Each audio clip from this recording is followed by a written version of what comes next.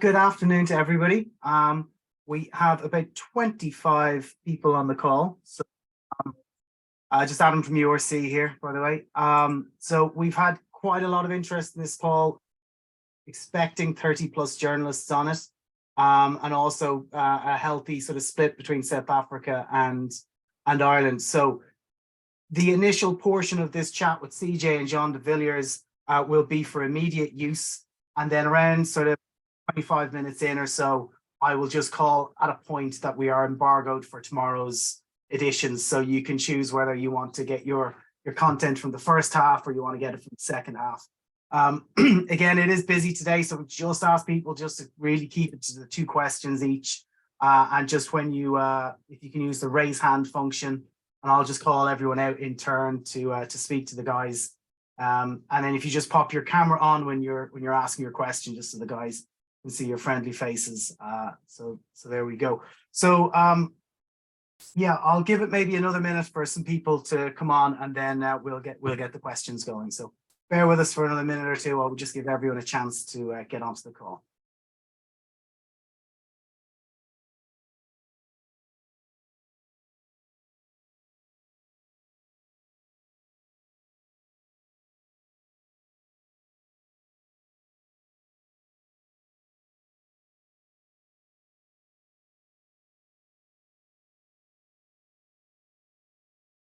Okay, guys, we'll open it up. I'll ask John and CJ to come on. I'm assuming at this point that both CJ and John need no introduction, so I won't embarrass them by reading off their very manicured rugby CVs. I'm seeing the raise hand functions going up, so I'll just open it up to Nathan, followed by Michael to get the first questions in.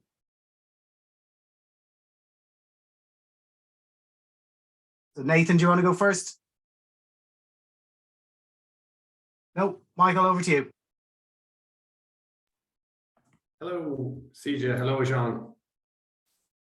Hey man, how's things? Not so bad. How was the flight back, CJ? I was good. I just arrived back around 1 o'clock. So I saw Lynn sent you an email this morning. I found it in my junk folder.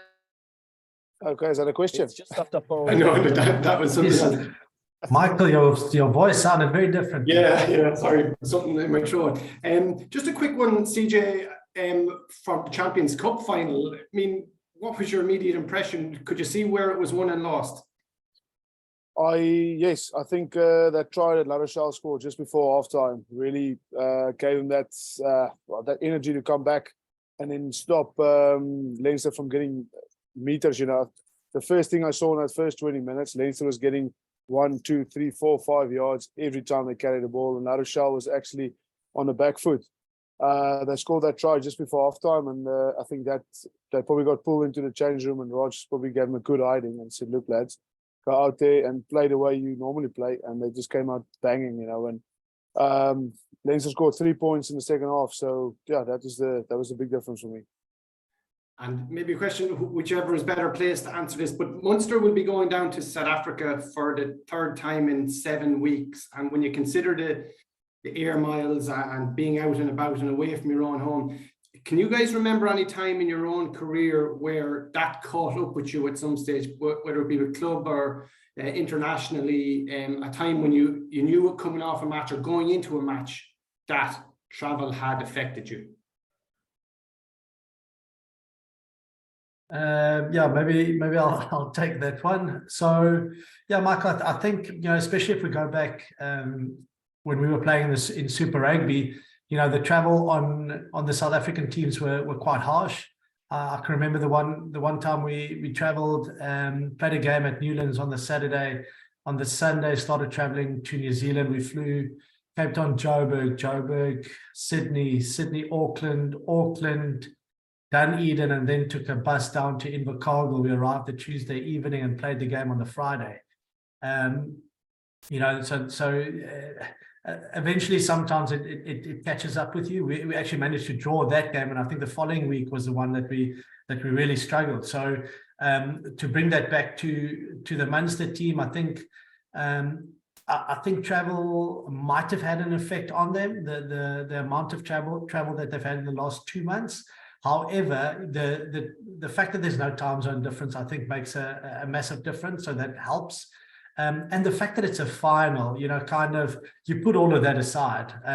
You know, I think you are able to lift yourself for one more game. You are able to kind of put the tiredness that there might be aside for one more game. And I think in terms of that team not playing, you know, obviously the last weekend, well, so do the Stormers, but not playing this last weekend will help from a recovery point of view. So will it affect them? Yeah, there might be a slight effect, but in a final, you know, I can't see that effect being too big. Do you remember offhand when that journey was? What stage of your career was that? That was 2005. Smashing. Should I give you the date? I can't remember the exact date, Michael, but yeah. Thanks, guys. It's a pleasure. John passing his concussion protocol there, I think, with the back so long. Stephen Nell, please. Thank you very much. Hi guys, how's it going? John, you'd be very well be the right guy to answer this, you know, given your standing as one of the great Stormers. But Stephen Kitsoff, finishing off this year, can you just put into words, you know, just his contribution to the Stormers? Yeah, and I think you played with him as well, and he subsequently probably developed into as influential a leader as you were. But just your thoughts on him. Yeah, look, I was quite fortunate to still be there when Stephen started playing for the Stormers. I can remember, you know, he was this youngster, 18-year-old, and I think we had to get like permission. His parents had to sign off and whatever that he was able to play Super Rugby at such a young age, obviously being in the scrum and from a safety point of view. And I actually told the story the other day, and I think like in those first couple of seasons, I think Kitsy probably spoke like 5 words a week in the team environment, and that was usually a post game after he had a couple of beers in, you know. So he was just so quiet. He didn't say much. He always had this massive smile on his face, and always produced on the field. But you know, he was a youngster. He was extremely shy, and I think he's developed into. He's still a man of not too many words, but he's developed into firstly a world-class player, and I think a leader that one leads from the front, but secondly also has the ability to get a team to play towards a common goal and kind of push in the same direction. So he's been fantastic for the Stormers and Springboks, and his leadership has just grown significantly, you know, over the last 5 years or so. So and the results that they've had in the last 2 years, especially, I think speaks volumes of that. Thanks, Sean. And CJ, just Munster getting RG back this weekend, Connor Murray, Malachi.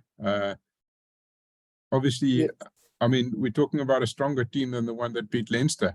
I mean, just your thoughts on the impact that those, you know, 3 world-class guys could have. Yeah, it's when I saw that list of the players getting onto the plane, it was good to see, you know, especially a guy like Conor Murray coming back and Ergia and Malachi. You know, it brings a boost to the squad, especially if you see the last few weeks, the energy that the Munster players has got from beating Stormers in Cape Town and then going to Dublin and beating Leinster. Unfortunately, have to change the squad in a few weeks, you know. So I think that's a massive boost for everyone, and everyone wants to be in that jersey. Everyone wants to be on a plane. So I think having that 3-4 guys coming back into the squad is just going to make it better. And everyone has got a good run on the pitch already. So it's going to be a cracking final. I'm looking forward to. Hopefully, it's a bit wet.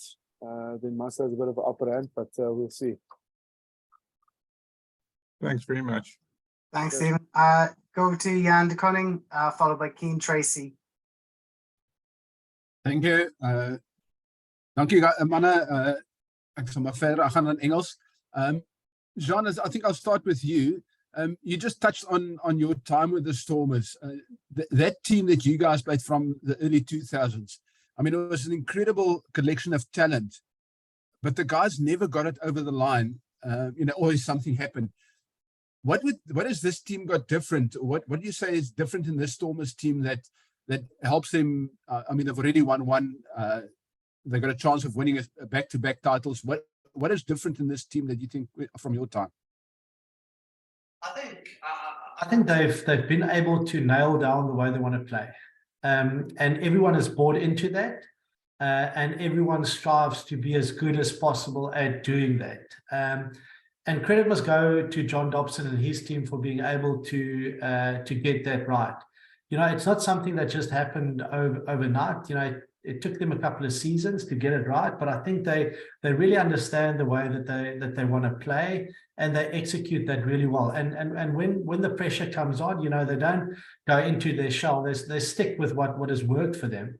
And if you compare that to, you know, my time playing for the Stormers, I think it was a constant kind of struggle as to what is our identity, how do we want to play, do you want to play an expansive game, or do you want to revert back to more conservative? And I don't think we ever really got that right.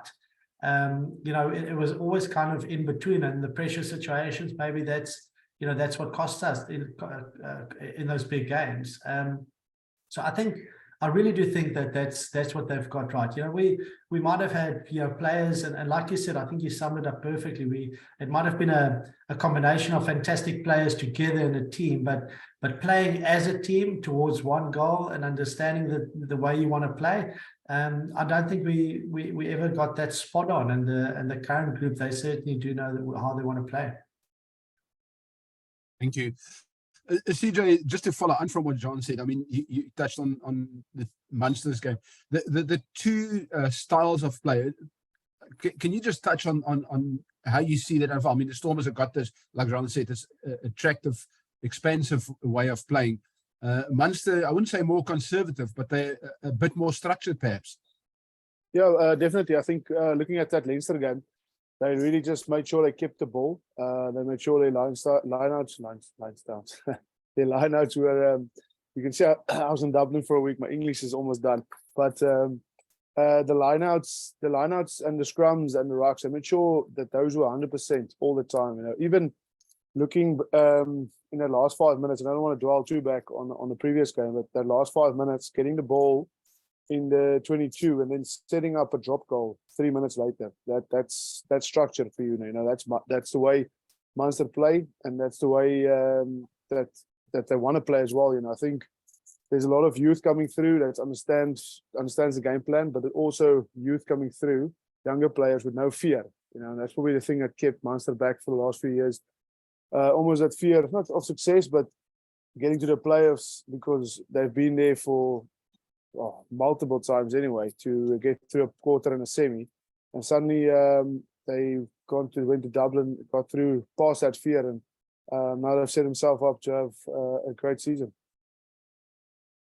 Thank you very much. Thanks, Jan. Thanks for this.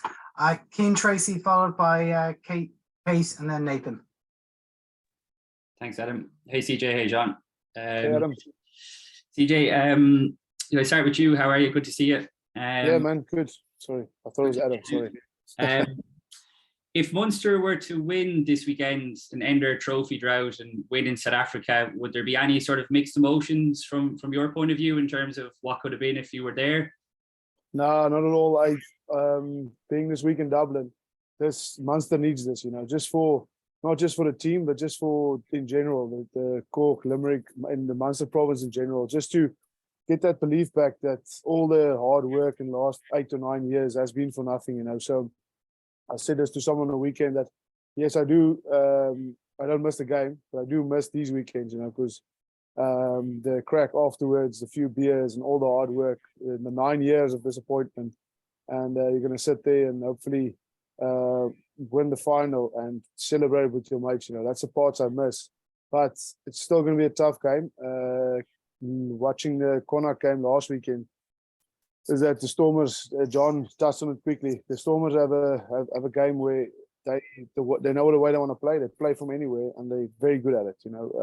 They scored 2 tries that looked like nothing was on, and Munster needs to clamp on that from the start.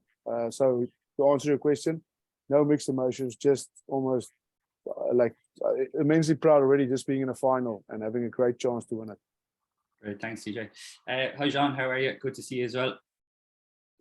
Just wondering how important do you think, even from a mental point of view, it is from Munster's perspective that they beat the Stormers only, 4 or 5 weeks ago down there? That must be a huge boost going into a final like this.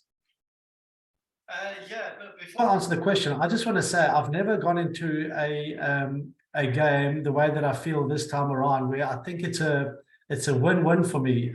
Even though I spent most of my career playing for the Stormers, the season that I had with Munster is one that I ranked very high in terms of my career as well. So whichever team wins, I'll be delighted for them. I've just got I really do have a passion for Munster as well. So the fact that they've actually been the form team for me towards the end of URC. If you look at the way that they got absolutely blown off the park in Durban in the Heineken Cup game there. Then they came back to South Africa. They beat the Stormers in Cape Town. They drew with the Sharks in Durban, and then obviously beat Leinster last weekend in the semi-final and beat Glasgow in the quarterfinal. So they've been on a run where I think from a mental point of view, they're in a place where they must feel extremely strong and extremely positive. And that is worth gold if you're going into a final away from home, but you've proven in the last couple of weeks that you can do it. There's a difference in thinking you can win a game and knowing you can win a game because you've done it before on different territory. And I think that's the attitude that Munster will go into this game. So the fact that they have all those players back, I think it's a great and quite a difficult position for Graham Roundtree to be in, because which combinations does he go with? You just look at the 10-12 combination that they played last weekend and how well that worked for them eventually. But with Malakai Fekitoa coming in, do you start him? And so many other things as well. So I think Munster's got so much going for them, and the fact that they've done it before here in South Africa will give them massive, massive confidence going into this game. So, it's being able to replicate that again, and also knowing that the team on the other side, they want to rectify the mistakes that they made in the previous game. So, all in all, that just puts us up, I think, for a fantastic final. That's great. Thanks very much, lads. Yes, thanks, Kane. Kate, next. Mute still. Mute. Sorry, guys. How's it, everybody? How's it, gentlemen? CJ, let me start with you. I think Jean partially answered this, so I'm not going to throw it to him, because I think Jan asked him the same question I had with what Dobbo was saying about the identity. Definitely, Dobbo did say it's because of identity. That's why they're doing so well, Jean. But CJ, for you, what have you observed about the South African teams that you believe is the reason they're doing so well in this competition? One thing is for me that stands out is physicality. And that's the thing we know about South Africans. And just the way they adapted, going into a new competition where you have to travel a lot and a lot of uncertainty as well. Teams coming down to Africa, you're not sure who you're playing against because you haven't played them at all. How they have adapted with that and just kept on going, making sure that they never lost faith as well. So in the start, trouble here. The Stormers just held on, kept on going, and you can see the South African teams are not afraid to travel and go over to Europe and play well. And then just the squad's depth, there's new talent coming out every second weekend, where even me that I see some guy playing, I go, wow, I've never seen him play. He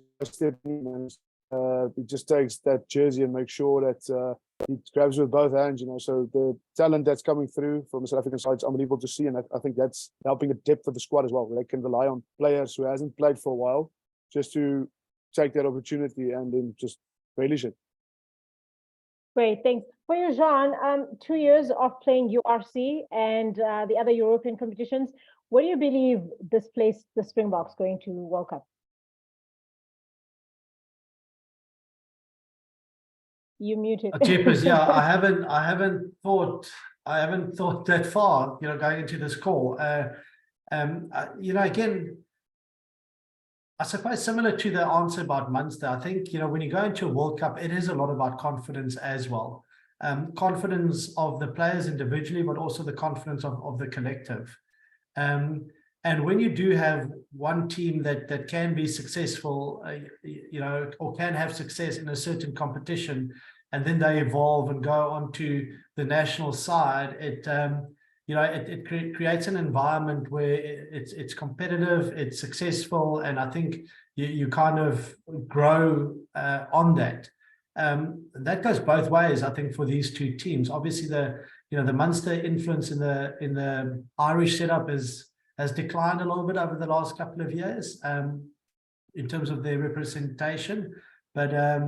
But with the Stormers, if you look at the squad that they have, you're probably looking at about 7-8 guys that will be part of the World Cup squad, and they will have a massive. It will be a massive boost if they can take that confidence into a Springbok squad. So there's so much more to play for than just this final. But maybe we stick to the URC final for now and not talk too much Springboks.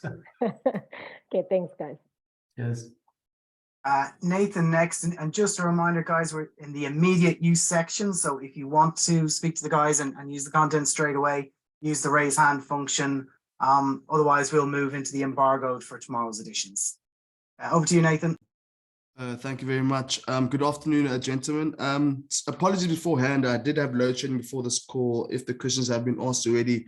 Jean, I'll start with you. The Stormers haven't beaten Munster, and this season they got beaten at home. Considering what we've seen in the playoffs in both the URC and EPCR with away victories, do you feel Munster have the upper hand in the grand final? It'll be a big call to give them that. Purely just if you look at the history of finals, but they certainly come into this game with a lot of confidence after beating the Stormers in Cape Town, also beating the Sharks or drawing with the Sharks in Durban. So I don't think they'll come in as favourites. I think the Stormers will still be favourites, just looking at their record. In Cape Town at DHL Stadium, and obviously I think they were on a run of about 19 or 20 games before Munster broke that streak for them. So it makes it difficult to beat them in Cape Town. But yeah, it's very well poised, I think, in terms of the two teams and Munster. I said it earlier, Munster is definitely a team that I think has been one of the best performing teams towards the end part of the URC and now in the playoffs. CJ, this one is for you. By the way, Yaneman sends his greetings, by the way, all the way from George. It was announced a few minutes ago. Again, I'm not sure if this was asked, but Andrea Piatti, hope that's how I pronounce it. If not, he'll have to forgive me. But as I was saying, he's the Italian ref and announced as the ref for the grand final. Funny enough, he made the Pro 14 debut, now the URC, back in 2019 when Munster played the Kings. perhaps a comment on the appointment, especially being the first Italian to ref a URC final. Yeah, I saw that as well. I think it's a great decision.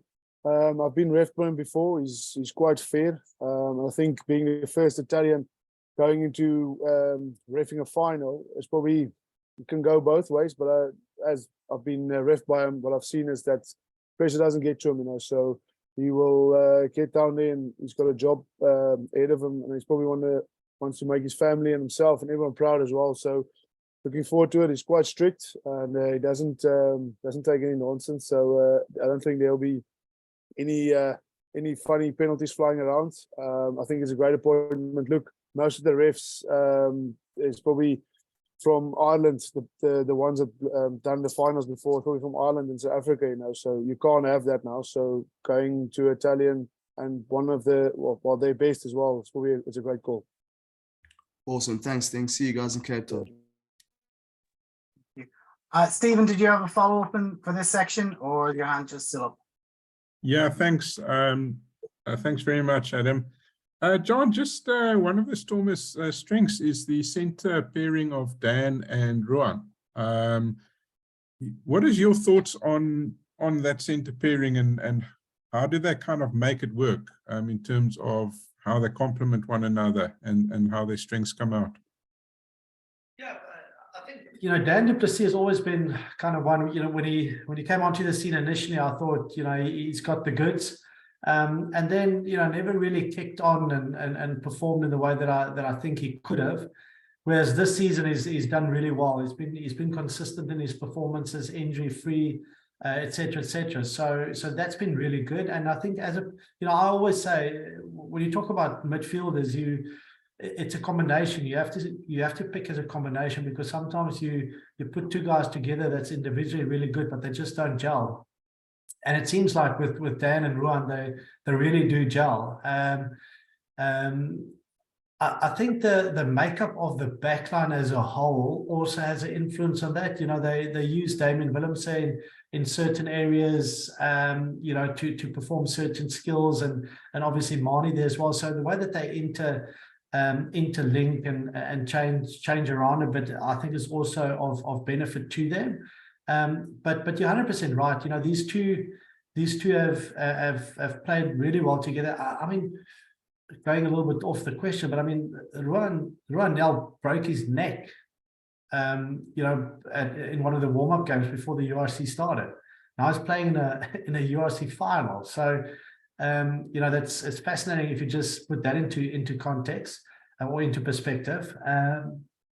But yeah, it works for the Stormers. I think their work rate is huge. Defensively, they've been solid, and obviously that's a big part of the Stormers as well. But it's more their work rate that I think really brings value to the team in the way that they want to play, in where they want to be on the field, and then being able to play off of those situations. So yeah, it's been really good. Thanks, guys. Thanks, Stephen. Okay, guys, we're going to move into the embargoed section of the call. So anything from this point onwards is to be used for tomorrow's editions. That's basically publishing from sort of midnight tonight if your outlet publishes to website first. So yeah, see a few hands going up. So if we can just continue that, everyone just use the raise hand function. We'll go to Mick Scully first, followed by Ken, and then Simon Lewis. Thanks, Adam. Hi, guys. Turn my video on here. Hi.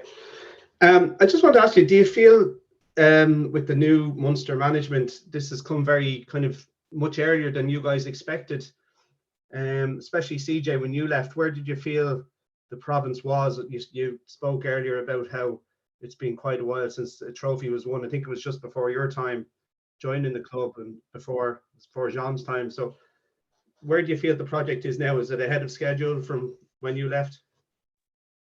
Hi, Michael. Yes, when I left, I spoke to Johan for Graan back then. I just said to him, I think it's close. I think it's probably going to be this year or next year, because rugby and teams go through cycles, you know, and everyone gets, as I said earlier on, gets new talent coming through. So I always felt that it's going to be close, because you don't, when you put choke aside, you don't get to quarters every year and semi-finals every year, not going to perform at some stage, you know. So it's probably going to be next year, but it's great to see that this year in the final, and again to give himself opportunity to go through. The squad has changed, the management squad has changed, but I think the core is still there, and they knew that we've been talking about building for the last 9-8 years, you know. So that building blocks actually come to the top now. And I think that core is there, and it stayed there, especially with Graham taking over from Johan, you know, and Johan getting from Rassie. So it's just, I think the difference is just the talent coming through. I said this earlier about the Stormers as well. It's just the talent coming through with no fear, and they going and attacking this game with the leadership you have with Pete and Earlsy. Man, what a game last week from Keith Earls. He was outstanding, you know, and that's exactly where the difference is for me. A guy like that coming in at his end, making a massive impact in a big game, you know, everyone around him, rallying around him. So yeah, I think it's on track. Cool. John, similar thoughts or? Yeah, but you know, you can't disagree too much with what CJ said. I think I think there were some warning signs at the start of the season, results not going their way. And the ability, you know, that's the beauty of I suppose rugby and team sports, is like when you go through losses like that and you go through a losing streak, you know, it either splits the team and each guy goes in his own direction, you know, or it actually unites the squad. And from a manager or head coach point of view, you need to have the ability for the latter to be realized. And obviously, you know, Graham had the ability to do that, to bring the team together, and to make them, you know, to make them believe in themselves and to get to where they are today. So from that point of view, maybe that was just the turning point that they needed. They went so low and that they just decided, well, you know, now there's no turning back from here, or there's no going any lower. So I think that's the one thing from the management point of view, and then also those characters that CJ mentioned, you know, and especially a guy like Keith, a guy like Pete, you know, they Munster men through and through, and sometimes it's about showing that passion, showing what it really means, more than just the results on a Saturday, but what it means to be a Munster man and what it takes to be a Munster man. And then those youngsters who now enters this environment without fear, they start living that culture as well, and then that becomes quite powerful. So, you know, I'm talking kind of through things that I experienced through my career and some of the individuals that I know in that Munster setup, but that might be what they went through. It certainly seems like it at the moment, and the bit of interaction that I've had with the team. In games that they've played in South Africa, you know, it's a proud team, it's a proud group, and they certainly put all the effort on the field, and they've been able to turn it around. So now it's just getting over that last hurdle. Great. Just ask a follow-up to both of you. Is there, CJ, again, you mentioned the young players coming through. Is there anyone both of you have kind of noticed this season as being you know, particularly outstanding in what they've done on the Munster side? Thanks. You probably know the answer to that, but Jack Crowley, for me, seeing the guy at training when he walked into training, seeing him coming to what he is now today, yeah, for me he's got the full package. Don't want to blow him up too early, but hopefully he'll go and be one of the greats for sure. Yeah, and maybe to add to that, I think obviously he's played internationals already, but Craig Casey, the same thing. You know, if you think of a guy like Connor and the impact that he's had in that Munster environment for such a long time, and with Ireland, you know, Craig Casey also now very much influential in that team, in the way that they play. You know, his ability to just clear the rucks, and you know, if you can build a squad around two guys like that, to 9 and 10 like that, you know, that'll only stand you in good stead. So I'm glad to hear that CJ actually mentioned a backline player, and not a forward. So well spotted, CJ. Thanks, lads. Thanks very much. Cheers. Ken next, followed by Simon, and then Jan Cunning. Thanks, Adam. Hi, guys. Jean, CJ. Jean, for you, and I guess it's you've spoken about the culture at Munster and that, and you've also spoken about what the Stormers have done really well on the field, and I think we've all seen the good rugby they've played. But can you talk to us about what's been happening with the Stormers off the field, behind the scenes? I mean, a couple of years ago, this was a team, the union was about to go bankrupt. The players weren't happy. There was talk of a massive exodus. So what's been happening behind the scenes in the change room to lead to this incredible success? Yeah, look, it's probably a little bit the same as, as with Munster. It's fascinating. I was actually going through my messages with Dobbo the other day, and I go back to, I think it was around about 2018, and or might be a little bit later, and he was, we were just talking about what's going on at Western Province Rugby, and what's going on off the field, and the financial troubles, etc., and things that shouldn't have an effect on the way that you play on the field, but it doesn't matter where you are in the world. Those things have an effect on how you play on the field. Insecurity from a player point of view in terms of where they see themselves, if they'll get paid at the end of the month, and stuff like that. And then you look at the results that they've had in the last couple of years, and with all of those stuff still not 100% fixed, they've been able to put that aside and create a common goal in what they wanted to achieve. And that message was to make Cape Town smile, to have something to be proud, a team to be proud about. With so much negativity, and we all know South Africa, and we've got a lot that's not right in South Africa, but sport has always been kind of the unifying thing in this country, and having that approach with the Stormers as well, and that's what they've done. The kind of rugby that they've played. I think Dobbo's dad, who passed away, was also a massive rugby guy and a massive Western Province and Stormers fan, and Dobbo himself as well. It's more than just the game. It's more than just the win on a Saturday.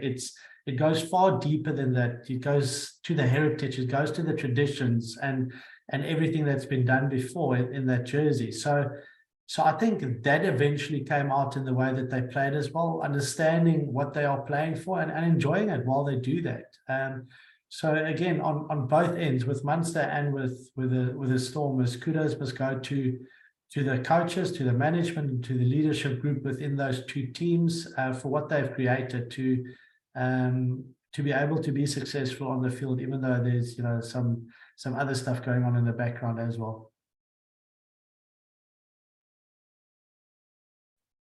Thanks, Ken. Simon Lewis next. Hi guys, how are you?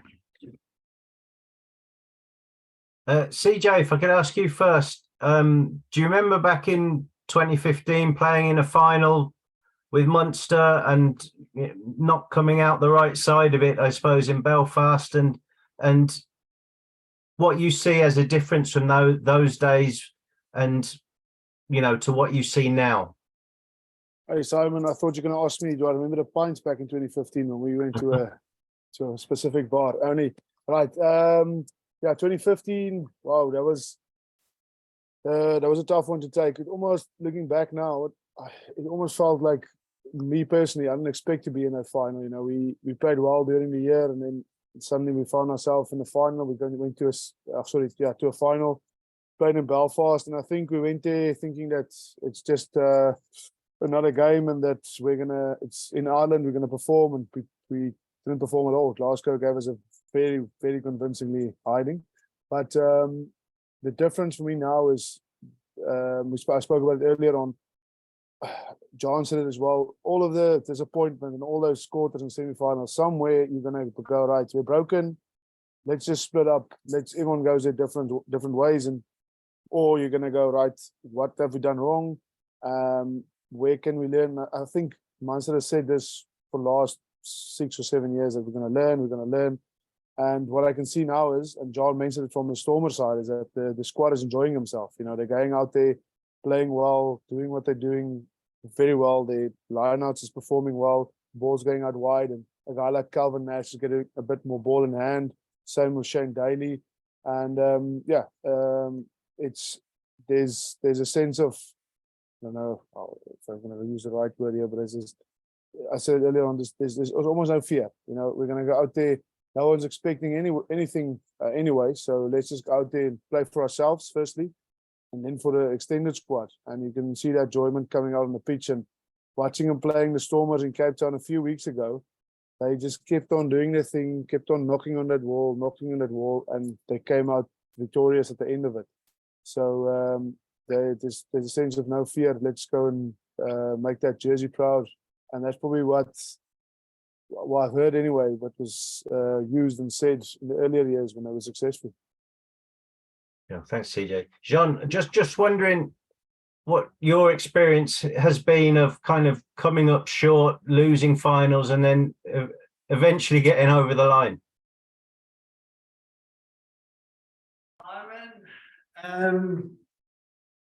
In my case, it kind of continued with coming up short. Playing for Western Province and the Stormers, so I'm probably the wrong person to ask.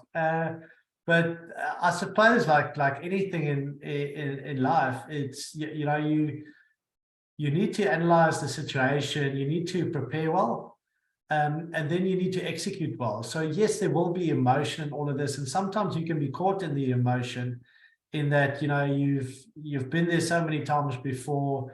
You haven't been able to get it over the line, and then you start thinking about that. But why then? Why didn't it happen then? And you get emotional about it. And unfortunately, emotion doesn't win you anything. You know, emotion will play a part on the weekend, and it can get you fired up.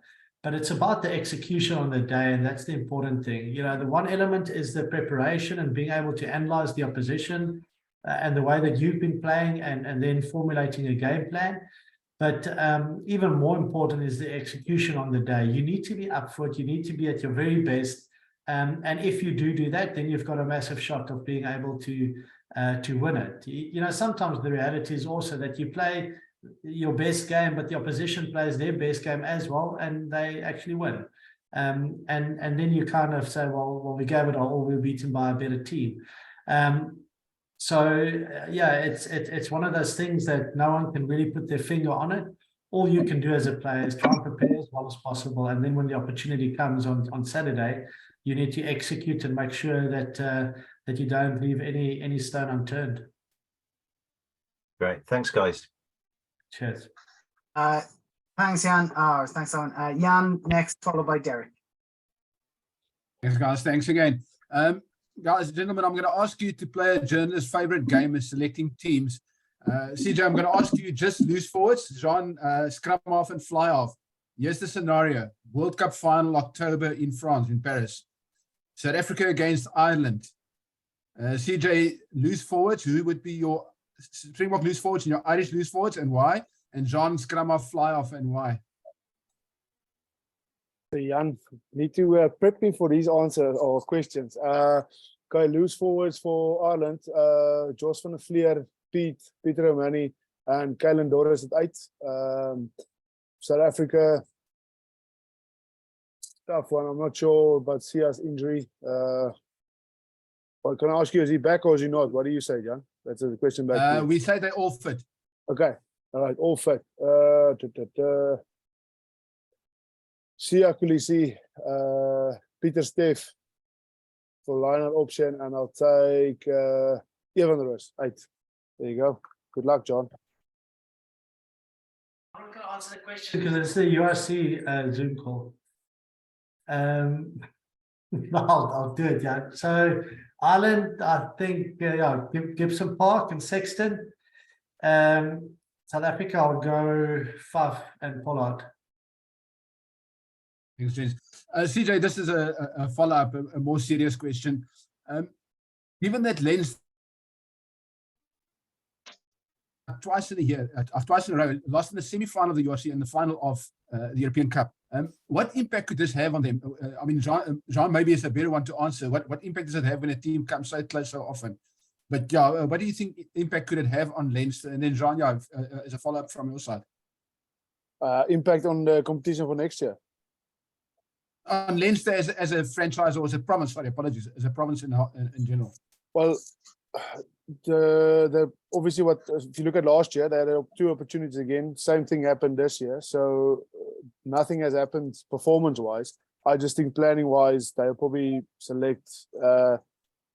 They'll probably go with playing more players deeper down the squad to get a better team.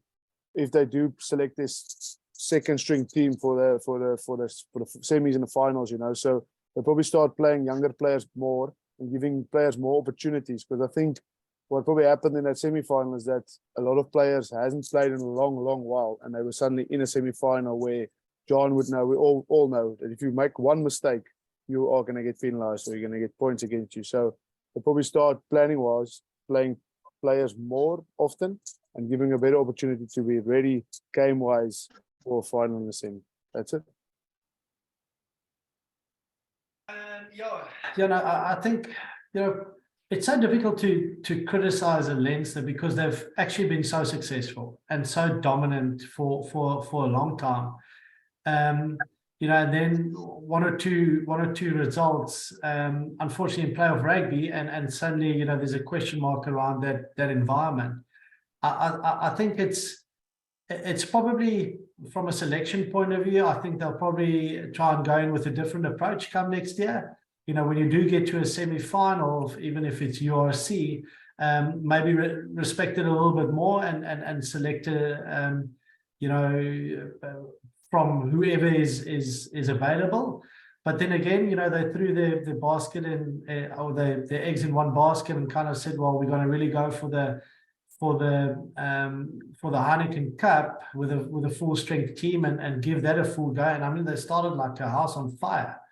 So you can see the preparation was definitely there. But if they had to analyze the season past, then maybe going to the semi-final of URC with a stronger team, and then hopefully get a result there. But like I said, it's so difficult if you criticize that organization, because they've actually been super successful, even though they haven't now won a cup this year or last year. Thanks, gents. I really appreciate it. Thanks, Jan. Guys, just watching the clock here, so we just make sure that the questions are kept to this weekend's game, and if there was time at the end, we can play fantasy rugby. All right, Derek, over to you. Hi, CJ. I'm not too sure it's you. Could you hold up your passport, because you're not sitting on a barbecue? You're in a front room or something. That's a bit surprised. Can you just tell me? Yeah. Go on. Yeah, go on, Derek. You're not a barbecue anyway. Listen, can you just tell me? Peter O'Mahony's never won a trophy at the club. He played. He started one game back in sometime in prehistoric 2008 or something like that. Do you think it means much to the other players in the squad? And you know him well. Can you tell us, what does Peter do? How good is he? Is this a sporting tragedy that Peter O'Mahony never won anything with a club that he? Derek, you broke up a little bit there, but I'll answer what I heard anyway. So, Peter O'Mahony as a leader, he's one of those guys that demands everything and everything from you all the time. And it's not by the way he talks or what he says, by actions. He's a hard man. He plays the game hard. And going into this weekend, I'll tell you what, that he would give his everything just to be there, firstly, and to make sure that he leads the charge. He is the guy that brings the physicality, and he's the guy that he goes around the pitch and makes sure that he gets his own team up for it, and he gets under the skin of the other team as well, all the players. You can see that week in and week out. Pete grew up there, and I know how I feel about not winning anything with Munster while I was there. It is something that sticks in the back of your head all the time. So I'll tell you what, that the rest of the 30 guys or 29 that's left who got on the plane, they know about this and they know that he's the type of guy that they want to give their everything to for that game, to make sure that he gets that trophy and to have a trophy in his cabinet for his hard work and his determination and sacrifices for Munster in the last 10, 12 years. Great, thanks, CJ. John, I actually wanted to talk to you, given your love of the sport, about Heinrich Claessens and what a fantastic player he is. But Adam has warned me not to clearly talk about other sports. But John, can you tell us what you make of Peter O'Mahony and this travesty that there is no trophy for him? He doesn't have a medal at Munster. Yeah, thanks, Jake. So Pete actually made his debut the year I was there, and even back then, you know, the guys were saying, you know, this is someone that's really going to make it in the Munster setup. He's kind of a up and coming leader, etc., etc. And I think as an individual, he certainly fulfilled that role and certainly lived up to the expectations. Unfortunately, not winning for Munster, you know, that's something that you can't just add to the script and say you want him to be successful. And I say that from experience because I never won a trophy with Western Province or the Stormers, and you know, that's unfortunately life. That's unfortunately rugby. You get opportunities, and it's being able to make the most of it when you're in that position, and kind of what I spoke about earlier. So, you know, he gets another shot at it this weekend. And I think that's the important thing to remember, but it's also not an individual sport. It's a team sport, and you need everybody to be on the same level. Him being captain and being such a passionate captain, you know, he'll be able to get that through to the youngsters and make them realize that, you know, it's an opportunity that does not come along every day. And, you know, you think you're 21, 22, 23 years old and you'll get opportunities again, but then suddenly, you know, in a blink of an eye, you find yourself at the age of 33 and still your trophy cabinet is empty. So it's being able to really make the most of the opportunity that's in front of them now. And I'm sure that he'll get that message across to the whole team. Thank you very much. Cheers. Thank you, Derek. Any more questions for the rest of this? Stephen, is your hand still up, or are you looking for another advice? Yeah, I was just curious. Something CJ said about Evan Roos. You know, that's quite an interesting answer. I mean, what is it that you like about Evan that makes him stand out for you as a number 8 in the Springbok list here? Hey Stephen, yeah, I saw him play for Boys High, and I thought back then that he's got unbelievable athletic abilities.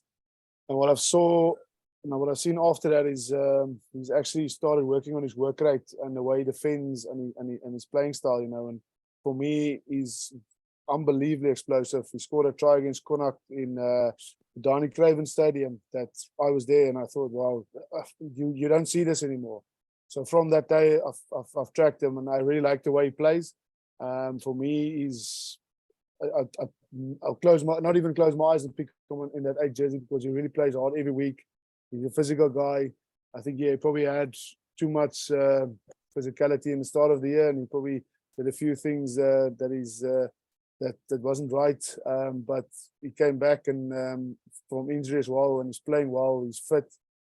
He's just a great all-round player, and someone that I think is going to be in that 8 jersey for a long, long while. Yes, thanks guys. Thanks again.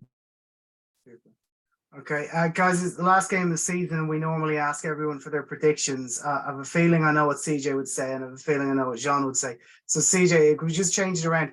If Munster win this weekend, who's the player that you think will make it the biggest difference on their side?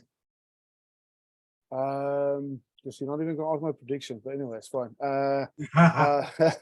No, I haven't seen. Well, the team's not selected yet, but Jack Crowley didn't start in the semi-final. But if he starts on the weekend, yeah, that's going to be the difference for me. Yeah. And Jean, for the Stormers, who's their difference maker?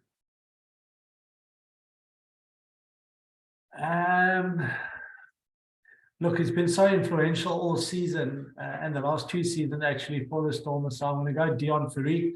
I'm quite looking forward to that battle between him and Peter O'Mahony, and whoever can actually boss the breakdown, I think will have the upper hand. So looking forward to that battle. But for the Stormers to win, yeah, they're going to need him, the 2 old men of the teams, to really stand up. So I'll go Dion Fourie. Brilliant. Thank you, John. Okay, thank you to everybody who's joined. A massive list of people on the call today, so I hope everyone's found some value out of it as well. So best of luck to everybody who is going to Cape Town, and if you're following this from afar, we'll do our best to keep you up to date with all the various bits and pieces to support the coverage of the game. So CJ, John, thank you again as always for your time, and I'll see you guys in Cape Town. Thanks all. Thanks, Adam. Thanks, John. Thanks, CJ. Thanks, guys. Thanks, Shay. Dankie, Thanks, manne. guys.